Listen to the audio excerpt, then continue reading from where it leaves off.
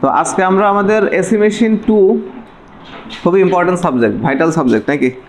আচ্ছা, এর দ্বিতীয় এবং তৃতীয় অধ্যায়ের সূত্র নিয়ে আলোচনা করব। তার আগে তোমরা আগের ইয়েগুলো করছো নিশ্চয় নাকি? আমি বারবার বলছি এর জন্য খাতা তৈরি করবা, যারা ভিডিও দেখতেছো তাদের জন্য একই কথা, কারণ এই যদি আমার ইয়ে অনুযায়ী ইনস্ট্রাকশন ফলো না করো তাহলে এই প্লাস পাওয়া কিন্তু কঠিন হবে, ঠিক আছে? আর যারা ভিডিও দেখছো তোমাদের জন্য বাসার কাজ আমি দেব, তোমরা স্ক্রিনশট দিয়ে ওটাকে কমেন্টে জানিয়ে দেবা, ঠিক আছে? ফাঁকি দেওয়ার কোনো সুযোগ নাই। আচ্ছা, তাহলে আমরা দ্বিতীয় এবং তৃতীয় অধ্যায়ের জন্য জাস্ট এই আমরা যদি সিকোয়েন্স অনুসারে, আমি এখানে যে সূত্রগুলো দিয়েছি এগুলো কিন্তু সিকোয়েন্স অনুসারে, জাস্ট এই অনুসারে আমরা মুখস্থ করব। প্রথমে বুঝবো, তারপর মুখস্থ করে এই অনুযায়ী দেখবা যে আমাদের অঙ্কগুলো কভার হয়ে যাচ্ছে, ঠিক আছে? এর ভিতরে দ্বিতীয় অধ্যায়ে নর্মালি ছোটো প্রশ্ন থাকে, দ্বিতীয় অধ্যায়ে তোমাকে নর্মালি বের করতে বলবে এই দুইটা, ঠিক আছে? হয় পোল পিস বের করতে বলবে, হয় পিস ফ্যাক্টর বের করতে বলবে, অথবা কি ডিস্ট্রিবিউশন ফ্যাক্টর, এই দুটোর ভিতরে একটা বের করতে বলে, অথবা দুইটাই বলতে পারে। এটা হচ্ছে দ্বিতীয় অধ্যায়ের কাজ। আর তৃতীয় অধ্যায়ে আমাকে সবগুলোই বের করতে হবে। বেসিক্যালি প্রথমটা বের করতে হবে। প্রথমটা বের করতে গেলে আমাকে সবগুলোই বের করা লাগবে, ঠিক আছে? হ্যাঁ, তো এইগুলো আমাকে খুব সাবধানে একটু মাথায় নিতে হবে। দেখবা যে কেউ যদি এই মোটামুটি এখানে 9টা খুব বারবার যদি এটাকে প্র্যাকটিস করো, দেখবা যে তার জন্য অঙ্কগুলো ক্লিয়ার হয়ে গেছে। খুবই সহজ। আচ্ছা, যদিও আমাদের হচ্ছে শত্রুর সাথে আসলে পরিচিত হওয়ার কোনো সুযোগ থাকে না, তারপর আমরা চেষ্টা করছি হালকা, কার পজিশন কেমন হয় নাকি যুদ্ধের ময়দানে। তো ঠিক আছে, এটা বেসিক্যালি দ্বিতীয় এবং তৃতীয় অধ্যায়ের জন্য এই প্রশ্নটা, ঠিক আছে? এই এই সূত্রগুলো। ওকে, তো আমাদের প্রথমে যেটা বের করতে হয় ফেজ ভোল্টেজ। তো ফেজ ভোল্টেজের ভিতরে সকল কিছু বিদ্যমান রয়েছে।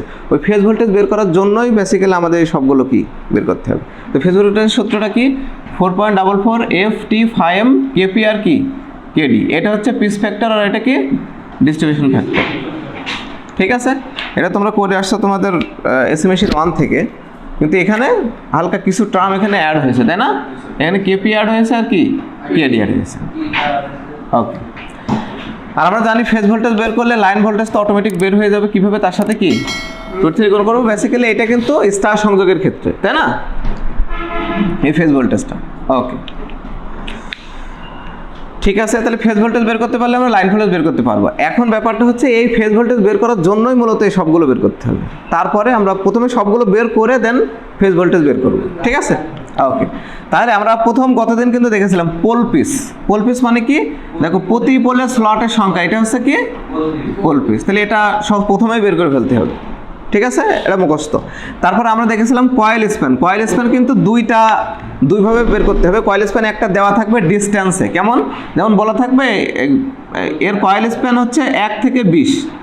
তার মানে কয়েলের প্রথম প্রান্ত হচ্ছে 1 নম্বর স্লটে, আর শেষ প্রান্ত কি 20 নম্বর স্লটে। তার মানে মাঝখানে যে গ্যাপ থাকবে, গ্যাপের পরিমাণ থাকবে 20 - 1, তার মানে কত?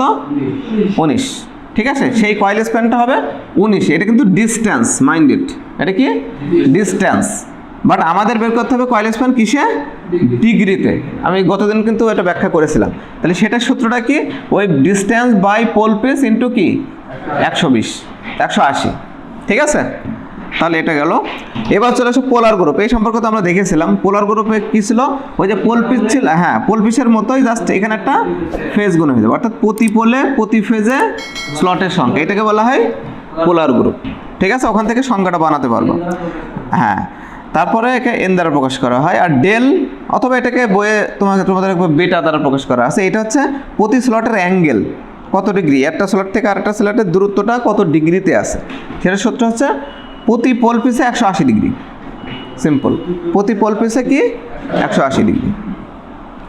ওকে, এবার তো তোমরা এই সূত্রটা আগের থেকেই জানো, পিস ফ্যাক্টর, ঠিক আছে? আর এটা হচ্ছে ডিস্ট্রিবিউশন ফ্যাক্টর। যারা এর প্রমাণ দেখে আসোনি তোমরা পূর্বের ভিডিওতে দেখে আসবা, ঠিক আছে? আচ্ছা, পিস ফ্যাক্টর আছে সাইন পি ডিগ্রি বাই 2, যেই পিটা আমরা এখানে বের করলাম, তাই না?